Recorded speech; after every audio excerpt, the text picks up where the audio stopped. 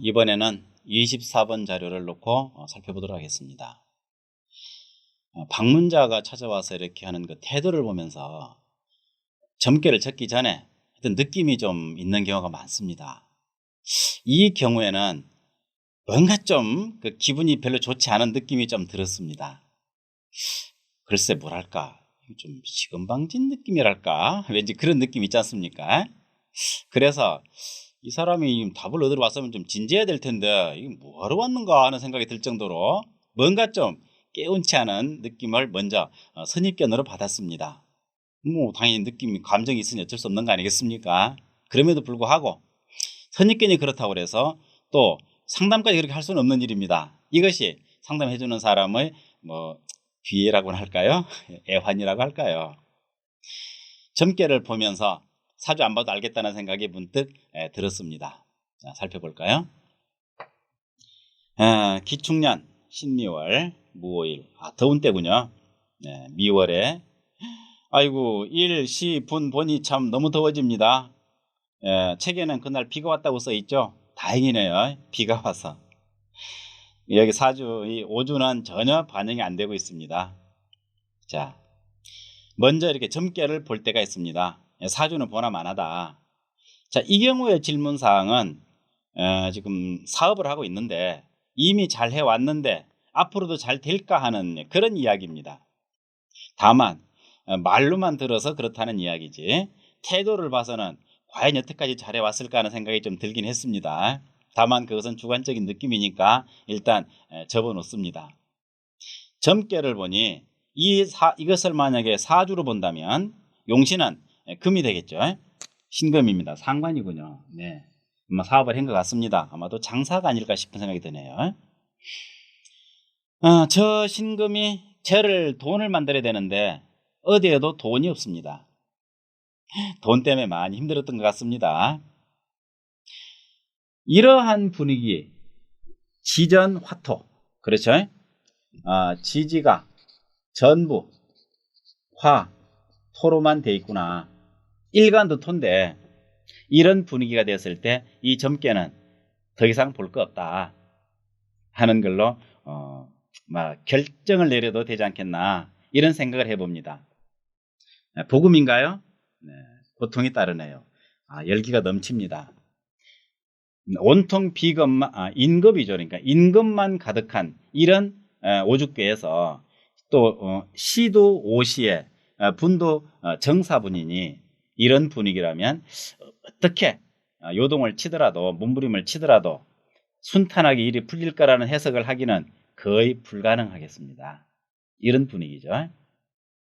그래서 점괘만 놓고도 풀이하고 싶지만 그럼에도 불구하고 그래도 사주 보러 왔는데 사주를 적어놓고 몇 마디 해줘야 안 되겠습니까? 그래서 사주를 살펴봅니다. 경술생 40대 중반이죠. 자, 40대 중요한 때입니다. 남자든 여자든 이 경우는 여성이 되겠습니다만 자월의 정화. 네, 이해가 되네요. 왜 그렇게 좀 태도가 어쩌면 좀 불손했는지. 자, 관성이 없습니다. 인성도 없네요. 살아온 길도 자기 멋대로 살아왔을 것 같습니다. 상관 또는 생재, 물론 편관이 있습니다만은 공격하고 있죠. 안중에 없습니다. 거기다가 인성이 여기 이점에서 묘가 있으면 그녀는 결코 상담하러 와서 그러한 태도를 보이지 않았을 것입니다. 아주 점잖은 사람으로 변했겠죠. 품격이 있었을 것입니다. 그러나 이 점괘는 품격으로 치면은 조금 낮은 격이라고 하겠습니다. 일복격이다 이렇게 말할까요? 글장난입니다. 일복격이다. 품격이 뭔 소리고 그게 하면은 일복을 합치면 이렇게 되는 거죠. 예, 그렇습니다. 자, 어쨌든 사주 보니까 참 이게 남의 말에 귀를 기울이기 어려운 그런 형상을 띠고 있습니다. 장사는 이해됩니다. 상관생재 충분히 장사하겠습니다. 물론 직장은 아니죠. 여기 보니까 안정적으로 살긴 어렵겠네요. 충미충 불안정합니다. 사회 규범을 지키기보다는 공격하고 무시하는 쪽으로 형상이 잡혀 있는 걸로 읽을 수 있겠습니다. 자, 이러한 정도 사주를 가지고 살아가는 이 여인에게 남편도 기대할 게 못 되고 자녀도 그렇고 재물도 귀신이고 참 고단한 삶이구나. 어쩌면 여기까지 찾아와서 그러한 태도를 보이는 이면에는 그 마음에 아마도 지친 또는 상처가 많이 있지 않았을까 하는 이해도 해봄직합니다. 힘들게 살아왔네요. 사주를 보니까. 저렇게 약한 사주가 젊게는 또 이렇게 강합니다. 어떤 때는 참 사주가 마치 흡사 오주를 흉내낸 것처럼 보일 때도 있고 또 이렇게 어떤 때는 전혀 정반대인 경우도 있습니다만은 결국은 어렵겠다는 이야기죠. 자, 신수를 본다면 귀축년의 정축은 목이 필요한데 없으니까 화를 씁니다. 신약 용급격. 식신이 들어와 버리면 지출만 일어나겠죠. 돈이 많이 나가는 그런 형국입니다. 물론 경인년 인목이 들어오지만 경이 또 쳐내죠. 신묘 마찬가지입니다. 아마 임진까지 버티려면은 아마 대출 통장 몇 개 만들어야 될 것 같습니다. 이러한 분위기, 이 점괘에서 길이 안 보이는 거 더 이상 논하지 않습니다. 안 됐지만 무언가 이게 힌트가 있어야 가령 조금 뒤로 돌려볼 거예요. 분주를 정사 다음에 무, 정긴, 정사, 무오 안 되죠. 김이 안 됩니다. 경신, 경신은 돼야 되는데 한 30분 뒤에 왔더라면 아마도 또 다른 조금은 희망적인 결과가 됐겠으나 이것은 그녀가 찾아온 것이 문제가 아니라 이 조짐이 그녀 것이라는 것이 문제가 되겠습니다. 이런 경우 상담하면서 참 뭔가 이렇게 좀 연민은 있습니다만은 솔직히 참 뭔가 이렇게 잘 되겠다는 말 해줄 마음은 안 듭니다. 사람이니까 선입견이 그대로 작용이 돼버렸죠. 가끔은 이렇게 좀 마음 상할 때가 있습니다. 이미 경험하셨으리라고 봅니다. 상담하셨다면. 그래서 그런 마음을 숨기고 지혜롭게 말을 해주지만 때로는 상처를 받기도 한다는 점도 이해하시고 나물 같은 사람도 그런데 뭘 당연하다 하는 생각으로 웃어넘길 수 있는 그런 것도 때로는 필요하지 않겠나 이래 생각이 됩니다.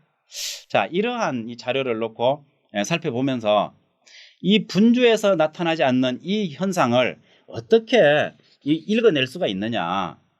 자, 연주를 바꿔봐도 안 되고 월주를 바꿔볼까? 신미 다음에는 경호신미, 임신. 이 다음 달인만 돼도 뭔가 좀 보입니다. 임신. 근데 기본적으로 이게 딱 돼버렸을 때는 더 이상 추적을 하지 않습니다. 이런 거죠. 우리 가령 이제 아이를 찾아주세요. 아이가 없어졌습니다.